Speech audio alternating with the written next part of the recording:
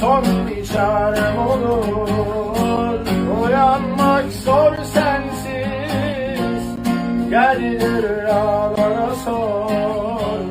Kendime zor geldim, elini kalbine koy. Usanmıyor gözlerimin içine bakarken. Ciğerim mahvoluyor, hayallerim cehennemin dibine bakarken. Ellerim kayboluyor, ayrılığın yaramızın üstüne basarken. İçine dert oluyor, ben bari görmeyeyim de yorulur.